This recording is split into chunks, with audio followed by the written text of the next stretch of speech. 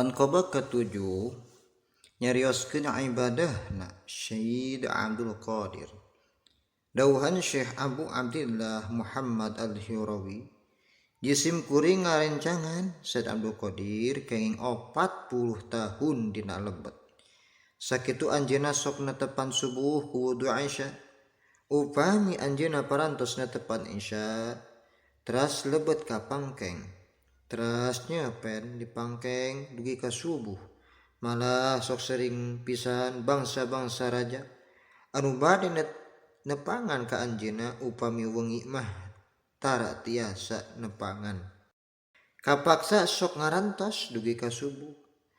Dauhan Syekh Muhammad Al-Hirawi, hiji wengi jisim kuring nyarengan ka Syekh Abdul Qadir. Henteu mondok sakerecep-kerecep acan. Ari damelna sok sonten keneh nepangan sunat. Ari kawenginakeun teras dzikir. Ari parantos ngalangkung sapertiluna wengi teras ngaos. Al-muhyitur rabbus syahidul hasibul fa'alul khallaqul khaliqul bari'ul musawwir. Tidinya salirana beuki alit. Dongkap ka alit pisan. Henteu lami salirana ngageungan deui saparantos tadi.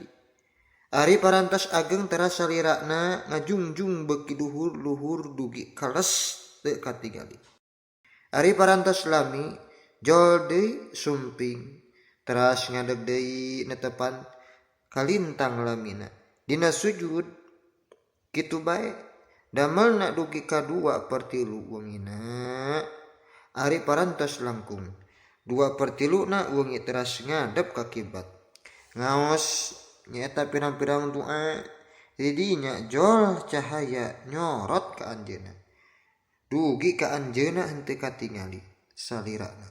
Kabulan ku eta cahaya sareng ka kuping henteu liren-liren anu uruk salam ka anjeunna.